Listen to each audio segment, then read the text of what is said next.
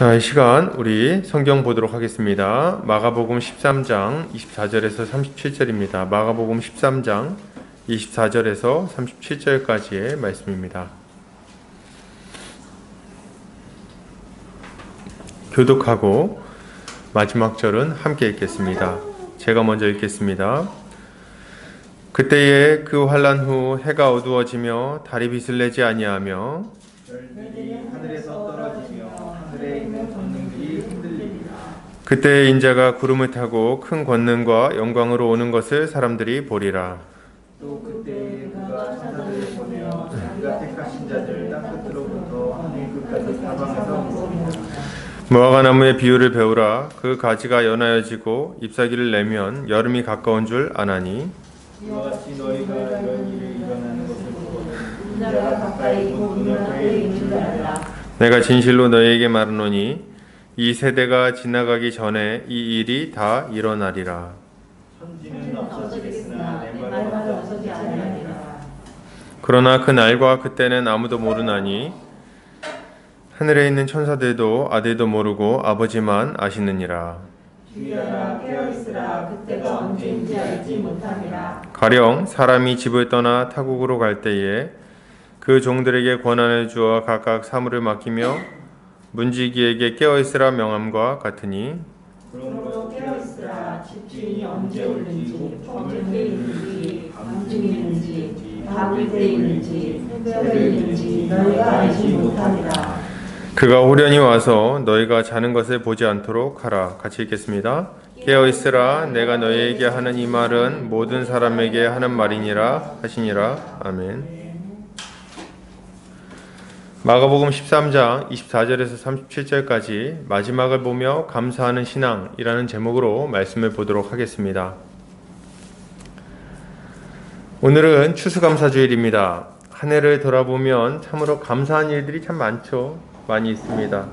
물론 우리가 생각할 때 좋아 보이지 않는 것 같은 일들도 있었지만 그럼에도 불구하고 하나님의 돌보심과 인도하심을 생각해 보면 모든 일에 감사하지 않을 수가 없습니다. 제가 청년 때 들었던 찬양 중에 이런 찬양이 있었어요. 이런 가사의 찬양인데요. 길가에 장미꽃 감사, 장미꽃 가시 감사, 이런 가사의 찬양이 있었습니다. 어떤 분들은 이 가사를 들으면서 좀 오바스럽다는 생각을 하실지 모르겠어요. 장미꽃 감사하는 거야 그렇다 치는데 장미꽃 가시까지 감사를 하는가 그런 생각이 들 수 있는 거죠. 근데 이 가사가 진실로 다가오게 되는 때가 있습니다. 이 가사가 누가 봐도 이상한, 장미꽃 만지다가 가시 찔리면 짜증이 나는데 누가 봐도 이상한 이 가사가 이게 진짜구나 이렇게 체험되는 때가 있으니 그게 언제냐면 예수를 믿고 난 다음입니다. 저도 그런 경험이 있었어요. 예수를 믿기 전에는 모든 게 불만이고 또 어떤 것들은 마음에 안 들고 내 인생도 왜 이렇게 잘 안 풀리나 걱정도 많이 했었는데 예수를 믿고 나니까 우리 주변을 둘러싼 모든 것들이 감사하고 또 찬양할 거리로 보였던 것들이 생각이 납니다. 이것은 설명하지 못할 만한 내용은 아니에요. 설명하지 못할 것은 아니지만 설명으로 알게 되는 지식은 또 아닌 것 같습니다. 이런 지식은 그냥 이거는 예수를 믿으면 경험하게 되는 경험적인 지식인 것 같아요. 그럼에도 불구하고 설명을 해보자면 우리를 구원하신 하나님께 대한 감사라고 말할 수 있을 것 같습니다. 영원한 멸망에 떨어질 수밖에 없던 우리를 건져내어 영원한 생명 가운데 들어가게 해주셨으니 이것을 생각할 때 모든 것이 감사한 거죠. 물에 빠져 죽을 뻔한 경험을 했던 적이 있으시죠? 다들 한 번씩은 있으실 것 같은데 물에 빠져 죽을 뻔하다가 이렇게 딱 나오면은 평소에는 그렇게 마음에 안 들던 저를 괴롭히던 때리던 형님 이런 사람들 있잖아요. 다 사랑스럽게 보입니다. 죽다 살아나면 그런 사람하고 같이 이렇게 얘기할 수 있다는 게 얼마나 감사한지. 여러분 그렇지 않습니까? 여러분 우리가 구원받으면 이런 것과 비슷한 경험을 하는 거예요. 야, 내가 이 영원한 멸망에 들어갈 수밖에 없었는데, 그 불지옥 가운데 들어갈 수밖에 없었는데, 야, 내가 살아나다니, 내가 생명을 얻다니, 내가 영생을 얻다니, 그걸 생각하고 나면은 감사하지 않을 수 없는 거죠. 여러분, 우리는 하나님의 구원 경륜이라는 큰 관점을 가지고 시대와 우리의 인생을 바라봐야 합니다. 그럴 때 우리가 참으로 감사할 수 있는 거예요. 하나님은 세상을 창조하셨고 구속하셨고 그리고 마침내는 완성하실 것입니다. 우리는 구속받은 자들로서 완성을 향해서 가고 있는 거예요. 다 구속받았죠. 하나님의 자녀가 되었어요. 그럼 이제 뭐가 남았습니까? 예, 몸의 구속과 그리고 영원한 완성이 남아있을 뿐인 거죠. 우리는 그것을 기다리며 살아가고 있는 겁니다. 우리가 이 시대 속에서 살아가다 보면 여러 가지 부침이 있는 게 사실입니다. 몸도 아프기도 하고 마음도 아프기도 하고 생각처럼 일 풀리지 않기도 하고 말이죠. 그러나 결국에는 어떻게 됩니까? 우리 인생 결국은 뭐예요? 결국에는 완성될 하나님 나라에 들어가게 되는 겁니다. 우리가 이 마지막을 바라볼 수만 있다면 우리의 삶에는 감사와 찬양이 흘러넘치게 될 거예요. 야, 이러고 저러고 막 그냥 잘 되고 안 되고 막 그냥 고생하고 막 이렇게 올라갔다 내려갔다 막 롤러코스터인데 결국에는 이긴다. 결국에는 영원한 복이 기다리고 있다. 이걸 생각한다면 우리가 감사할 수 있는 거죠. 2002년 월드컵을 생각해 봅니다. 2002년 월드컵 우리가 이제 재방송하는 것들을 가끔 우리가 TV에서 보게 되는데 그때 이제 이탈리아전 이런 거 보면은 안정환 선수가 이제 페널티킥 실축을 합니다. 그때 얼마나 짜증이 납니까? 그리고 그 얄미운 그 이탈리아 선수들이 막 그 굉장히 답답한 축구를 하면서 막 축구공을 이제 1대0으로 막 앞서고 이럽니다. 그 우리가 지금 이렇게 텔레비에서 보면은 그걸 보면서 답답해 합니까? 아니면 그걸 보면서 기대감을 갖습니까? 그럼 기대감을 갖죠. 왜 기대감을 갖죠?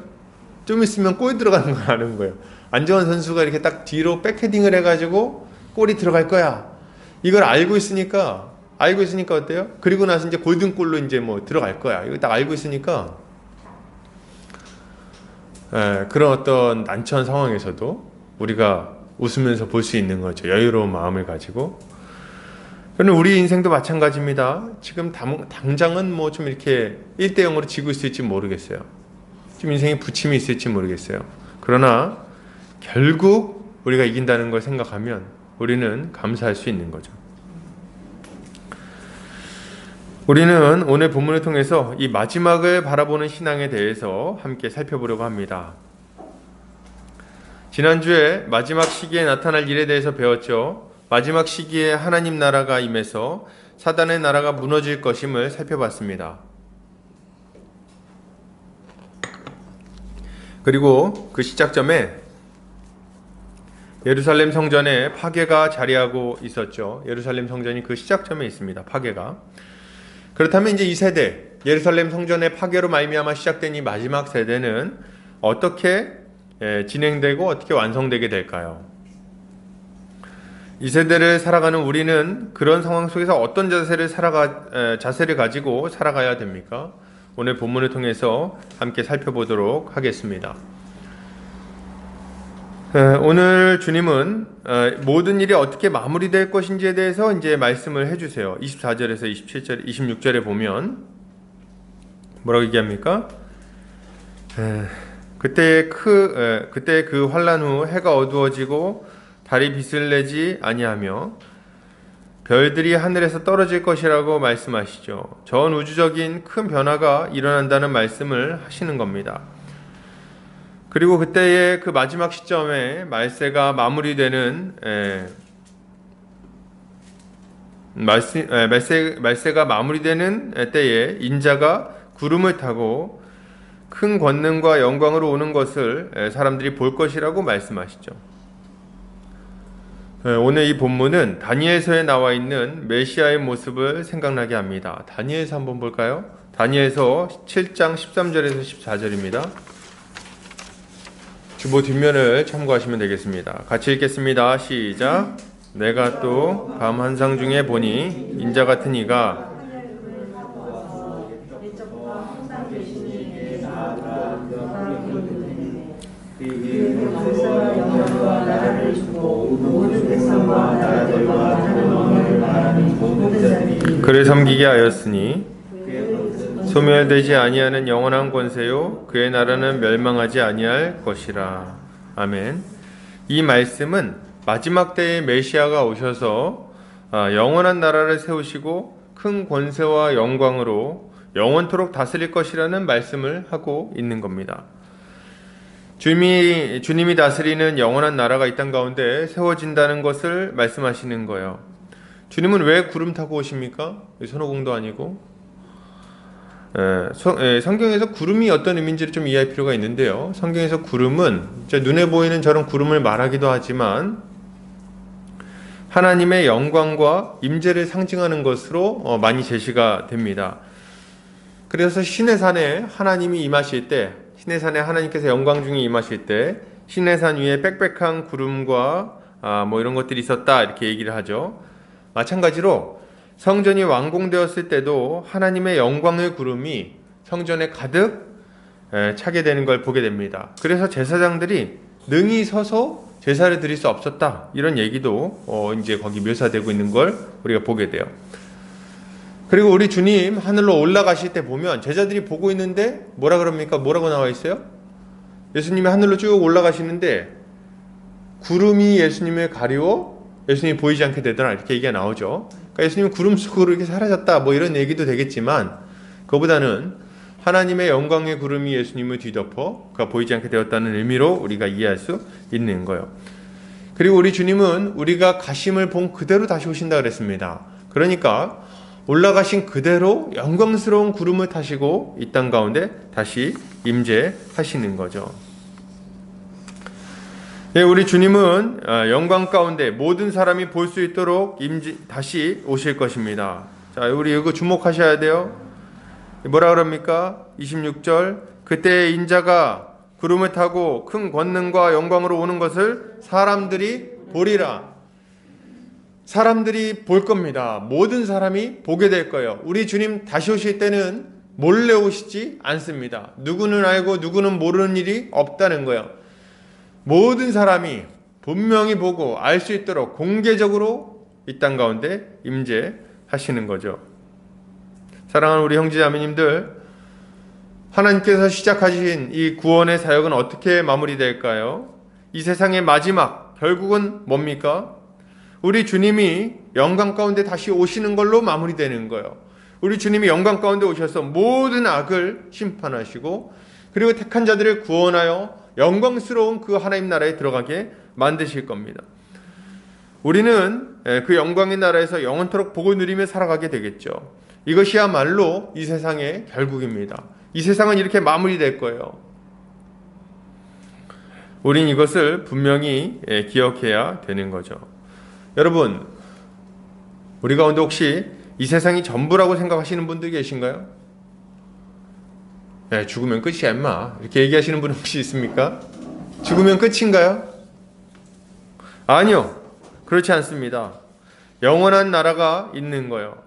아무것도 없는 중에 세상을 창조하신 하나님께서 이 세상을 다시금 온전한 모습으로 다시 재창조하실 겁니다.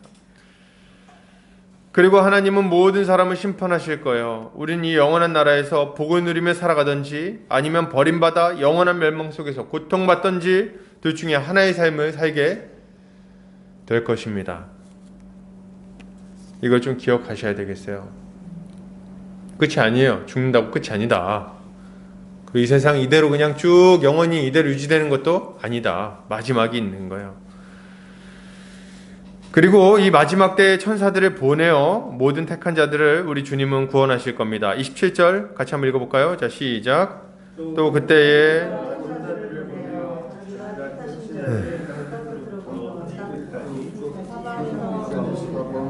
27절에 보면 또 그때에 라고 문장이 시작되죠. 예수 그리스도의 영광스러운 재림이 있을 그때를 말하는 것으로 우리가 이해하기가 쉽습니다. 그러나 여기에 사용되는 그때는 초림과 재림 사이 그 마지막 시기를 의미하는 것으로 이해해야 되는 거예요. 그러니까 이게 이 구절을 잘못 이해해갖고 전체적인 이해가 좀 어려워지는 경우들이 있는데 잘 이해하셔야 돼요. 그러니까 이게 마지막, 그러니까 주님이 택하신 자들을 구원하시고 부르시고 이제 재림하신다 이렇게 얘기하니까 마지막 때에 대단히 많은 영혼들이 한꺼번에 구원받는 역사가 일어날 거라고 이렇게 그냥 어떤 일시적인 사건으로 이해하는 경우들이 있어요. 어떤 한 기간에 한정된 사건으로. 아니요, 그렇지 않다는 거예요. 여기서 말하고 있는 이 그때는 뭐냐면 우리 성전이 파괴되고 나서 그리고 우리 주님이 재림하시기까지 그 사이의 기간을 의미하는 걸로 우리가 이해해야 되는 겁니다.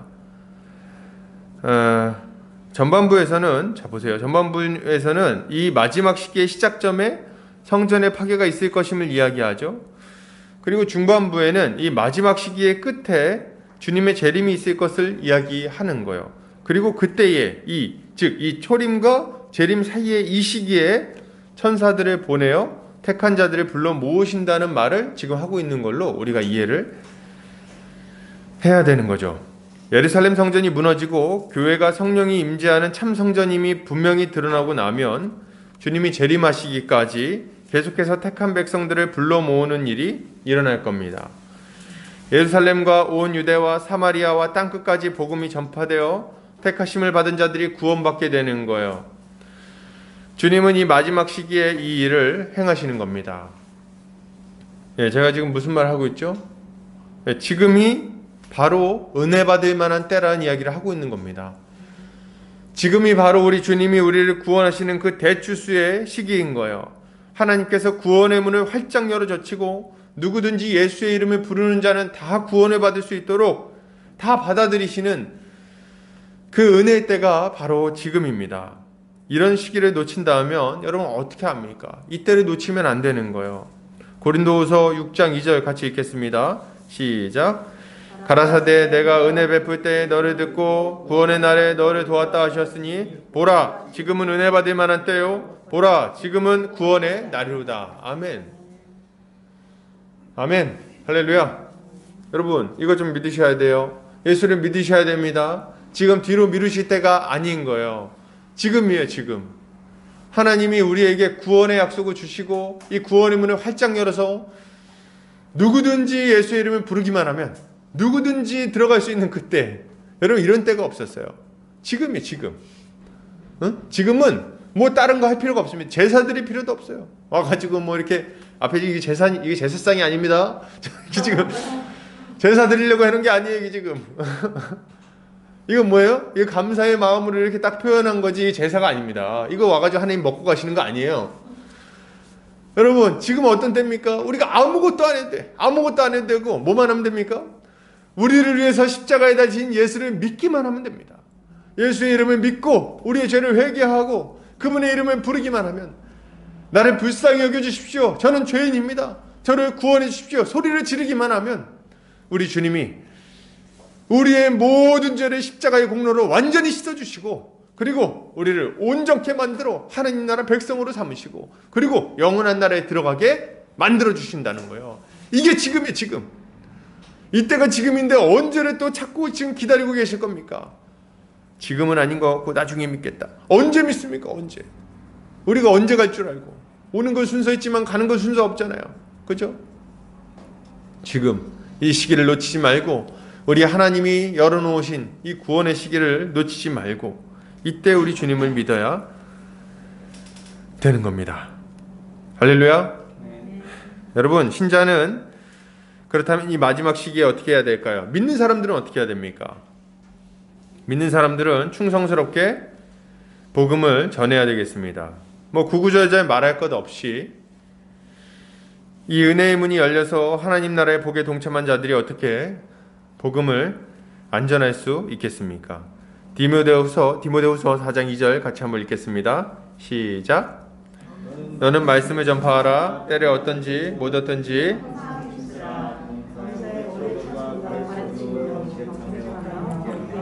권하라. 이 말씀처럼 충성스럽게 말씀을 전해야 돼요. 때를 어떤지 못 어떤지 항상 힘쓰라. 때로는 지금이 복음 전할 때가 아닌 것처럼 느껴질 때가 있어요. 지금이 아니라는 생각이 들 때가 있습니다. 지금이 아니라 다른 때 전하면, 다른 때 얘기하면 더 잘 될 것 같다는 생각이 들죠. 왜냐면 지금 뭐 부모님하고 사이도 안 좋고 그죠? 지금 뭐 이렇게 건강도 좋지도 않고, 지금 뭐 얘기하자니까 나도 좀 마음이 번잡스럽고, 뭐 일도 있고, 지금보다는 좀 지금 뭐 준비하고 있는 거 좀 끝나고 나서 그럼 시기가 좀 될 것 같은데, 그때 좀 마음의 여유를 찾으면 그때 복음을 전해야겠다. 뭐 혹시 생각하시는 분들이 있을지 모르겠어요, 여러분. 그러나 우리 주님은 그런 거 따지지 말라고 지금 말씀하고 계시는 거예요. 그런 거 따지지 마라. 네가 생각할 땐 내일 모레가 적절한 때인 것 같지? 아니야. 오늘이다. 이렇게 얘기하시는 거예요. 오늘이다. 내가 생각할 때는 오늘이 최선의 날이다. 얘기하시는 거죠. 왜요? 우리 주님이 언제 다시 오실는지 모르는데 뒤로 미루면 안 된다는 거예요. 응? 그리고 우리 개인의 종말도 언제 오는지 모르는데 뒤로 미루면 안 된다는 겁니다. 우리는 믿게 하시는 것이 주님의 손에 달려있음을 알고 충성스럽게 복음을 전해야 하는 거예요. 우리 보금자리 교회도 복음을 전하는 일에 힘쓰는 교회가 되기를 바랍니다. 복음을 전해서 알게 하고 이 복음을 가지고 교회로서 복되게 살아가게 되는 것을 꿈꾸며 이 보금자리 교회를 세웠어요. 우리 교회도 복음 증거의 사명이 있습니다. 이 복음 잘 전하려고 한 책의 사람들이랑 연합해서 사역을 하기도 하고, 그리고 말씀 선교센터 사역도 하고, 또 뭐 시카 모임도 하기도 하고, 또 장신 바이블 스터디라고 만들어서 뭐 해보려고 하기도 하고, 뭐 애쓰는 겁니다. 다 이렇게 하는 이유는 복음을 전하려고 하는 거예요. 복음을 전하려고. 그런데 여러분, 제가 이런 것들을 좀 진행하면서 더 많이 생각하게 되는 건데, 지금 우리 교회에 일꾼이 부족합니다. 일꾼이 부족해요. 좋은 일꾼들이 있지만 그러나 충분하다고 말하기는 어려운 것 같아요. 우리가 또 복음을 열심히 전해야 되는데 일꾼이 많이 필요하다는 거예요. 함께 복음 전하고 가르치고 교회를 세워나갈 일꾼이 필요합니다. 그래서 우리 주님이 우리에게 이런 말씀을 주셨어요. 누가복음 10장 2절 같이 읽겠습니다. 시작. 이르시되 추수할 것은 많되 일꾼이 적으니 그러므로 추수할 일꾼들을 보내어 주소서 하라. 이렇게 말씀하셨죠. 우리는 추수할 일꾼들을 보내달라고 우리 주님께 기도해야 되겠습니다. 그럼 우리 주님이 우리가 이 사명을 잘 감당하도록 필요한 일꾼들을 보내주실 거예요. 계속해서 기도합시다. 주님 일꾼 보내주십시오. 더 많은 사람들에게 복음 전하고 가르칠 수 있도록 일꾼 보내주십시오. 우리가 기도하며 복음을 전하는 우리 교회가 되기를 바랍니다. 계속해서 보겠습니다. 그럼 이제 이때는 어떻게 알 수 있느냐? 우리 이런 일이 진행되고 있다는 걸 어떻게 알 수 있느냐? 징조를 보면서 우리가 그걸 알 수 있는 거죠. 자, 주님은 무화과나무 잎사귀 가지가 연하여지고 잎사귀를 내면 여름이 가까이 온 줄 알 수 있다고 말씀하십니다. 그죠? 무더위가 끝나고 선선한 바람이 불면 가을이 온 줄 알 수 있는 거 아니겠습니까? 지금은 가을입니까? 겨울입니까? 아직은 가을입니다. 눈이 안 내렸어요. 점점 겨울로 향해서 가고 있는 그런 시기죠.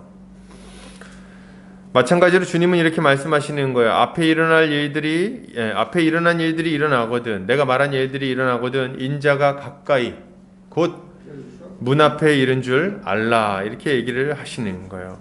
여러분, 지금 주님은 징조를 보고 때를 분별하기를 바라십니다. 징조를 보고 때를 분별하기를 바라세요. 이 마지막 때에 정신줄 놓고 있다가 중요한 순간들을 낭비하지 않기를 바라신다는 거예요.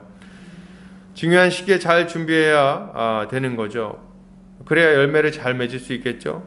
징조를 보고 정신 바싹 차리고 주님이 맡기신 일들을 우리 감당해야 되겠습니다. 여러분, 농부들 보세요. 농사 지을 때 얼마나 부지런한지 달력을 보고 계절을 보고 그리고 날씨를 봅니다. 그래서 파종할 시기를 보고 농약을 사고 김을 메고 추수를 하죠. 그래서 농부들은 보면 1년 365일 일하는 것 같아요. 계속 가가지고 뭐 돌봐주고 뭐 잎사귀 자르고 뭐 해서 비료주고 농약 치고 가가지고 뭐 쓰러진 거 있으면 또 다시 세워주고 대세워주고 이거 계속 해준단 말이죠.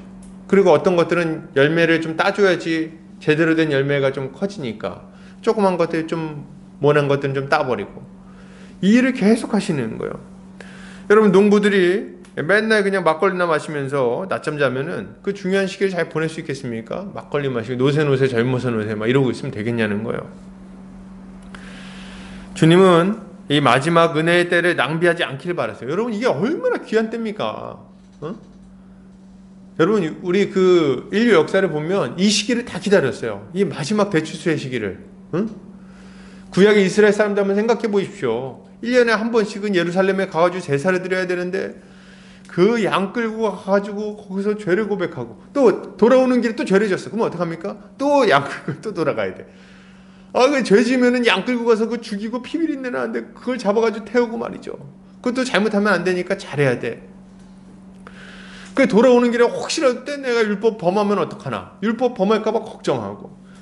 그럼 뭐 하다가 뭐 잘못되면 또 문제고. 이방 나라들은 자꾸 쳐들어오고. 왕은 이상하고. 맨 고생. 그 고생을 해가지고 버텨냈는데, 그리고 그 결과 누가 오셨습니까? 예수님이 오셨고 우리에게 이 구원의 길을 활짝 열어놓으셨는데 지금 이 시기를 낭비한다고요? 말이 됩니까 그게? 지금 이 시기를 낭비하면 안 되는 거예요. 지금 복음을 전하고 교회를 세우고 열심히 일을 해야 되는 거예요. 지금. 여러분 우리 인생의 때도 별로 남지 않았어요. 여러분 금방 갑니다. 금방 가. 건강할 때는 건강이 소중한지 모른다고 누가 그러던데 저는 이제 알겠어요. 건강할 땐 진짜 모르는구나. 아파 보면 아는구나. 와, 이게 진짜 좋은 거였구나. 야, 건강할 때 내가 왜 그때 그렇게 그냥 시간을 낭비했는가? 그냥 그죠? 그렇지 않습니까? 여러분 나이가 들면요 몸이 잘 안 움직여요. 제 아버님이 예전에 핸드볼 선수셨어요. 대학교 때. 아주 날쌔셨어요. 지금은 잘 이제 그렇지 않으시죠. 그렇게 막 빨리 못 움직이세요. 근데 우리 아버님만 그러시겠습니까? 아니요, 다 그래요. 우리가 나이가 들어서 일하지 못할 때가 곧 옵니다. 옛날에는 와가지고 막 그냥 아주 그냥 막 교회 청소 한번 싹 해버리고 그리고 뭐 이렇게 착 하고 뭐 그죠? 이것저것 막 하고 복음도 막 전하고 막 가서 가르칠 거 가르치고 하루에 막 10탕씩 뛰고 아주 열정적으로 막 하다가 이렇게 하던 시기가 있는데 어느 순간이 지나면 그것도 힘들다는 거예요. 그것도. 그렇지 않습니까? 지금 20대 때는 몰라요. 여러분 20대 때는 몰라. 그때는 그냥 밤을 막 며칠을 새도 괜찮지 그냥. 근데 어느 순간이 되면은 가서 뭐 드는 것도 힘들고 뭐 가가지고 이렇게 말하는 것도 이게 마음처럼 잘 안 되고 손도 잘 안 움직여지고 그럴 때가 오지 않습니까? 그 어느 순간에 머리가 이렇게 좀 이렇게 뿌얘져가지고 뭐 이렇게 얘기를 하려고 해도 말도 내 생각처럼 잘 안 나오고 그런 때가 있는 거예요. 금방 와요. 금방 옵니다. 여러분 그런 시기가 금방 찾아오게 될 것인데 젊음의 때를 낭비하는 게 웬 말입니까? 네? 지금 아직 손발이 움직이시나요? 아직 걸어 다니실 수 있습니까? 아직 말을 할 수 있나요? 여기 제일 시간 많이 남아있는 친구 한 명 있고 둘째로 좀 많이 남아있는 친구도 옆쪽에 있고 그렇죠? 여러분 이 시기에 복음 전해야지 언제 할 거야 언제? 옛날에 누가 그러던데 나는 선교사가 될 거야. 그래서 언제 될 건데 물어봤더니 이제 하는 말이 나는 나중에 60 넘어가지고 아니 왜 인생의 좋은 시기에는 다 그냥 자기 멋대로 살고 나중에 60 넘어가지고 이제 좀 몸이 잘 안 움직여질 때 그 힘든 일을 하려고 그럽니까? 여러분 60 넘어가지고 선교 나가는 게 쉬울 것 같아요? 안 돼요. 그 말이 쉽지. 가가지고 선교지 가가지고 그 맨 땅에서 그냥 집 짓고 어떻게 합니까? 닭 기르고 귀농을 해봤어야지 뭘 하지. 안 된다. 젊은 시기에 사용해야 될 거 아니에요. 젊은 시기에 아직 몸이 움직일 때, 아직 말을 할 수 있을 때, 아직 내가 똑바로 볼 수 있을 때. 여러분 이렇게 못할 때가 곧 찾아옵니다. 시기를 놓치지 마시고 계속해서 복음을 전하시기를 바랍니다. 아빠. 주님은 우리에게 이 마지막 시기를 낭비하지 말라고 말씀하시는 거예요. 우리 주님은 이런 말씀하시면서 엄중한 경고를 하십니다. 뭐라고 경고하세요? 내가 문 앞에 일어났다는 것을 너네가 좀 기억해라. 이렇게 얘기해요. 지금 이런 일들이 일어나고 있지? 내가 문 앞에 있는 거야. 우리가 가져야 할 마음가짐이죠. 주님 뭐라고 말씀하십니까? 곧 들어올 거라고 얘기하십니다. 문 앞에 있고 곧 들어갈 거다. 어떻게 준비해야 되겠어요? 우리 주님은 곧 오시면 이제 하늘 문을 여시고 이제 곧 임하시는데 그럼 어떻게 하실 거예요? 그때 응? 어떻게 준비해야 됩니까? 옷깃을 여미고 준비를 해야 되는 거죠. 소방대원들이 항상 사건이 터질 거라고 예상하고 옷을 준비하고 있는 것처럼 우리도 준비를 해야 되는 겁니다. 준비하는 마음이 필요하다는 거예요. 그러나 항상 긴장해서 스트레스 받으라는 얘기는 아닙니다. 뭐 맨날 그냥 아우 주님 언제 오냐 뭐 이렇게 하라는 게 아니라 우리의 영혼이 깨어 있어야 된다는 얘기입니다. 늘 깨어서 우리가 마지막 때를 살고 있다는 것을 생각하며 살아야 되는 거죠. 그러면 우리의 행동과 삶의 방식이 달라지게 될 것입니다. 헛된 것을 추구하기보다는 진정으로 가치 있는 것을 추구하며 살아가게 되는 거죠.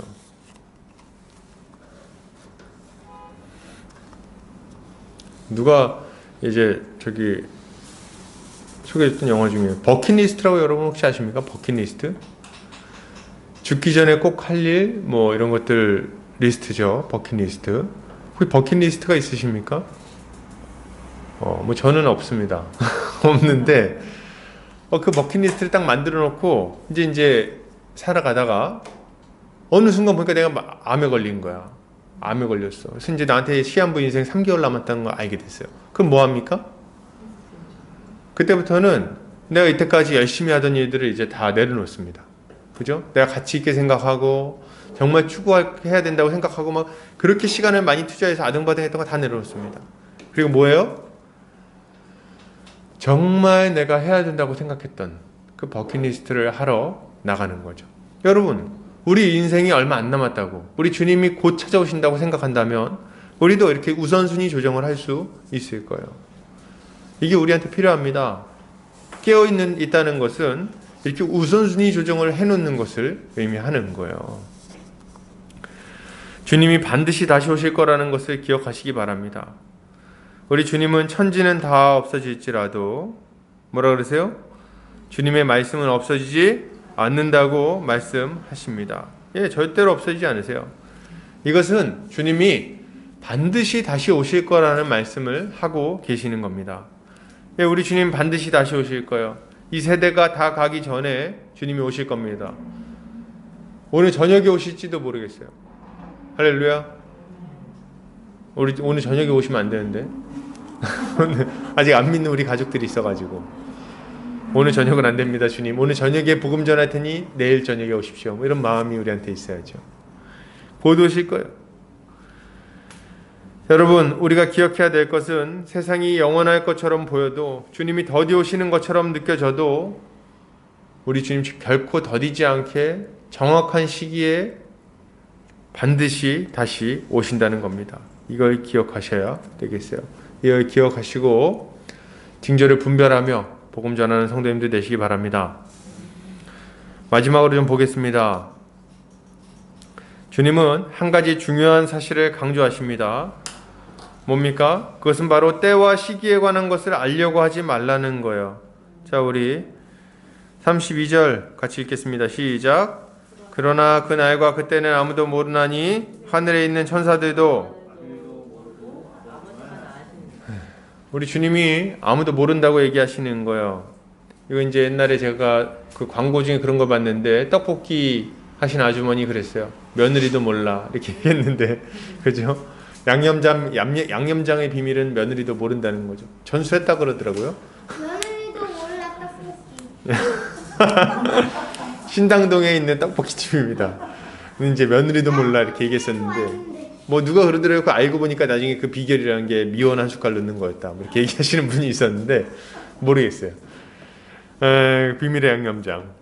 우리 주님 다시 오시는 때도 아무도 모릅니다. 아무도 몰라요. 정말 여기 보면 아들도 모른다 그러는데 예수님도 모르실까요? 그렇진 않겠죠. 우리 주님 아시겠죠. 근데 이제 여기서는 뭘 얘기하려고 하는 거냐? 정말 아무도 모르니까 너네 제발 좀 언제 오는지 안다고, 요거 알 수 있다고 얘기하는 사람들한테 속아 넘어가지 말라, 이렇게 얘기를 하시는 거예요. 그러니까 그런 어리석은 행동을 하면 안 되죠. 누가 와가지고 10월 며칠 날 온다 뭐 이런 얘기들, 그런 거에 속아 넘어가면 안 되는 거예요. 벌써 왔다 얘기하는 것도 속아 넘어가시면 안 되고, 왔으면 우리가 알아야 되는 거예요. 믿는 자든 믿지 않는 자든. 계시록에 보면 그의 백성들도 볼 뿐만 아니라 그를 찌른 자들도 본다 그랬어요. 그러니까 예수님을 십자가에 못 박은 자들, 그러니까 우리 모든 믿지 않는 자들까지도 예수님을 오시는 걸 볼 수 있게 된다고 얘기하니까 뭐 은밀하게 왔다, 그걸 믿지 마세요. 다 영으로 왔다, 다 거짓말입니다. 우리 주님이 이렇게 아무도 모른다 얘기하시는 이유는 33절을 얘기하시려고 하는 거예요. 33절 같이 읽겠습니다. 시작. 주의하라, 깨어있으라, 그때가 언제인지 알지 못함이라. 깨어있어라, 그때가 언제인지 너네가 알지 못한다, 이렇게 얘기를 하시는 거죠. 여러분, 우리는 우리 주님이 때가 언제인지 아는 것을 중요하게 생각하지 않으셨고, 심지어는 해롭다고 여기셨다는 것을 좀 기억할 필요가 있어요. 그래서 지금 보니까 뭐 제가 이 때를 계산하려고 하는 사람들이 많아요. 그래서 뭐 모든 민족에게 복음이 전파되면 오니까 지금 성경이 번역되는 속도를 보면 뭐 2030년 가량이다 뭐 얘기하시는 분들 있죠. 그래서 이건 정확하게 일시를 지정한 건 아니니까 이건 뭐 그런 거 아니다 얘기하실지 모르는데, 그것도 마찬가지로 시한부 종말론이에요. 그런 걸 믿지 마세요. 그럼 정말로 모든 민족에게 복음이 전해지면 우리 주님이 오십니까? 그러니까 그때가 딱 오는 때예요? 우리가 2030년이 딱 알 수 있습니까? 아니요. 모른다는 거예요. 모든 사람은 범위가 어떻게 되는 거예요, 그럼? 지금 이 시대의 모든 사람들입니까? 아니면 그들의 자녀들, 손자들까지입니까? 알 수가 없어요. 땅끝까지 복음이 전파되면 주님 다시 오신다 그래가지고 백투더 예루살렘 운동하시는 분들이 있어요.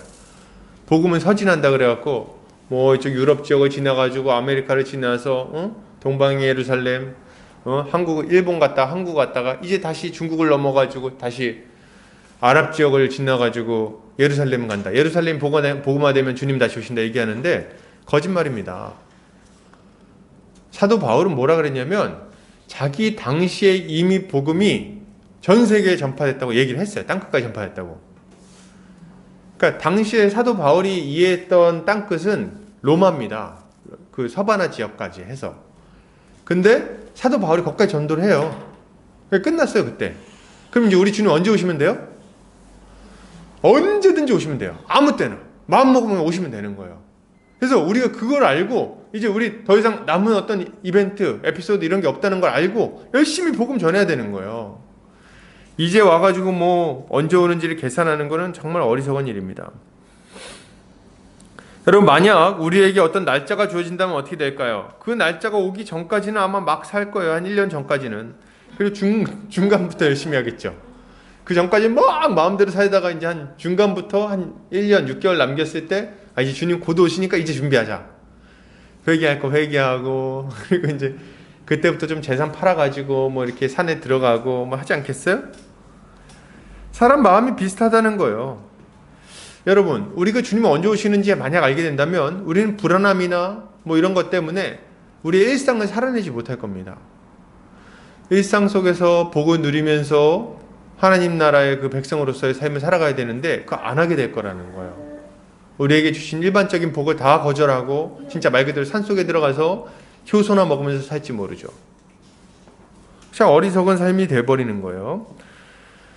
그리고 또한 우리 주님이 만약에 어떤 때를 가르쳐주고 그때 오시게 되면 어떤 사람이 참된 믿음을 가지고 있는지 그렇지 않은지를 알 수가 없어요.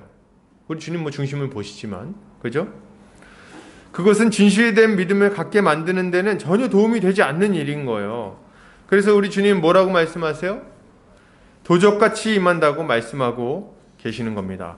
데살로니가전서 5장 1절에서 3절 같이 읽겠습니다. 시작. 형제들아, 너는 어둠이 있지 아니하되 그날이 소같이 너에게 임하지 못하리니 너희는 다 빛의 아들이요 낮의 아들이라. 우리가 밤이나 어둠에 속하지 아니하나니 그러므로 우리는 다른 이들과 자지 말고 오직 깨어 정신을 차릴지라. 제가 1절부터 3절까지 그러지 않았나요? 아, 예, 좋습니다. 이게 좀 단체로 조금 잘못 읽은 것 같은데 이게 제가 잘못 나갔나요? 아니요. 맞아요. 1절에 3절에 있어요. 그래요? 뭔가 좀 약간 오류가 있군요. 좋아요. 제가 잘못 이해했을 수 있어요. 아무튼 바로 위에 것 같은데 제가 볼 때는 네, 그렇죠. 1절에 3절이 있고 4절에서 6절이 있습니다. 이거 잘못 읽으신 것 같아요. 그래서 지금 약간 당황했는데 설교를 도와주세요. 1절에 3절 다시 읽겠습니다. 시작. 형제들아 때와 시기에 관하여는 너희에게 쓸 것이 없음은 주의 날이 밤에 도적같이 이를 줄을 자세히 알미라. 저희가 평안하다 안전하다 할 그때에 잉태된 여자에게 해상 고통이 이름과 같이 멸망이 호련히 저희에게 이르리니 결단코 피하지 못하리라. 아멘. 그죠? 이렇게 된다는 거예요. 그렇기에 신자는 깨어 있어야 되겠습니다. 깨어 있어야 돼요. 주님이 다시 오실 때 당황하지 않도록 깨어 있어야 하는 겁니다. 우리가 만약 깨어 있다면 늘 주님의 재림을 염두에 두고 살아가겠죠. 그리고 그렇게 살아간다면 우리는 주님이 다시 오실 때 망하지 않을 거예요. 데살로니가 후서 5장 4절에서 6절 한번 더 읽겠습니다. 자, 시작. 형제들아 너희는 어둠에 있지 아니하매 그 날이 도둑같이 너희에게 임하지 못하리니 너희는 다 빛의 아들이요 낮의 아들이라. 우리가 밤이나 어둠에 속하지 아니하나니 그러므로 우리는 다른 이들과 같이 자지 말고 오직 깨어 정신을 차릴지라. 그죠? 계시록에서는 이렇게 말합니다. 이것은 무슨 말입니까? 계시록에서는 이렇게 말해요. 계시록 16장 15절입니다. 같이 읽을게요. 시작. 보라 내가 도적같이 오리니 누구든지 깨어 자기 옷을 지켜 벌거벗고 다니지 아니하며. 예, 이것은 예수 그리스도에 관한 진리를 믿음으로 예수 그리스도로 옷 입지 않으면 부끄러움을 당할 거라는 얘기입니다. 그러니까 이 진리를 잘 믿고 이 믿음으로 열매 맺는 삶을 살아야 된다는 거예요. 예수 그리스도로 옷 입는 삶, 예수 그리스도를 믿음으로 그 진리 위에 굳게 서서 살아가는 그런 삶. 그런 삶을 살아가지 않는 자들은 부끄러움을 당하게 될 것이다. 이렇게 얘기를 하는 거죠. 그렇기에 우리는 날마다 이 진리를 묵상하고 상고하고 우리의 삶을 진리에 비추어 조정하고 그렇게 살아가야 되는 거죠. 그리고 또한 우리가 깨어있다 이렇게 말할 때 그 깨어있는 모습은 뭡니까? 우리 주님이 맡기신 일을 아주 충성스럽게 감당하는 거라고 할 수 있겠어요. 누가복음 12장 42절에서 44절 같이 읽겠습니다. 시작.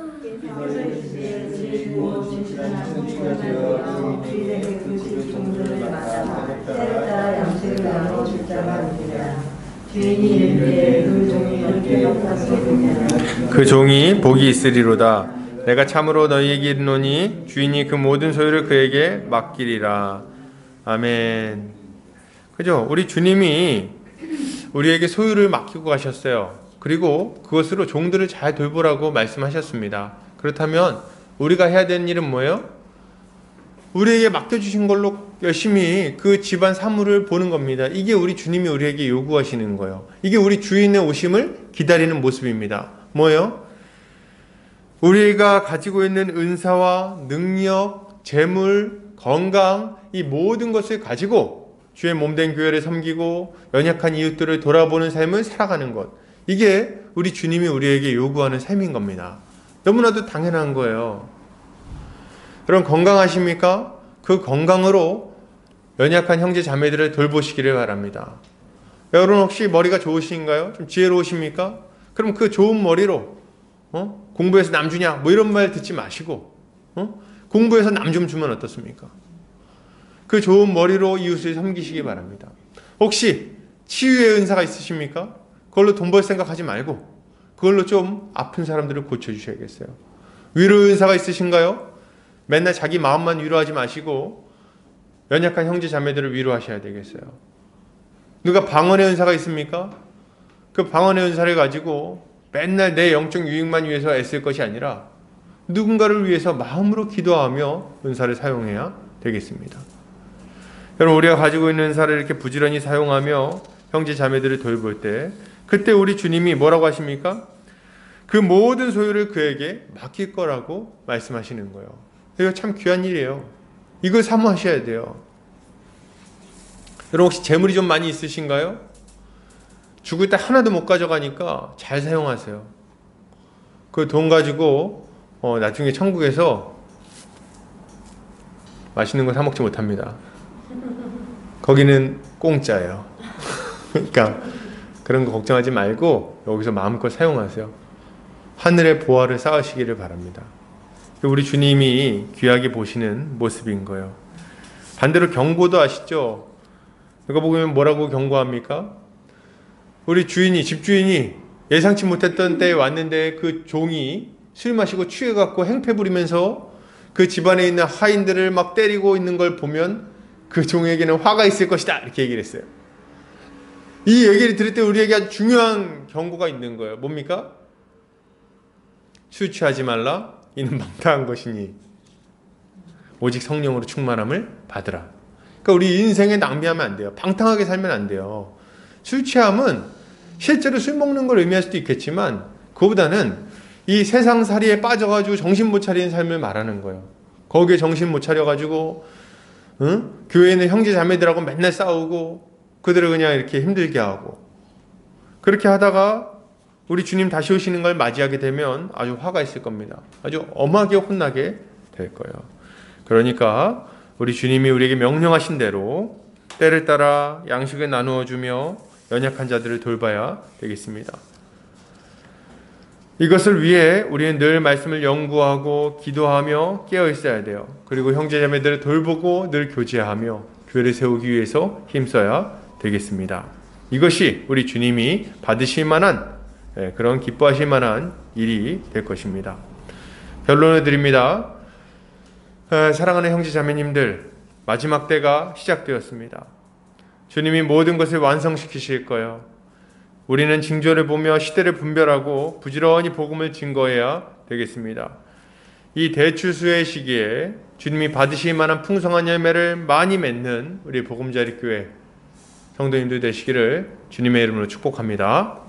같이 한번 기도하겠습니다.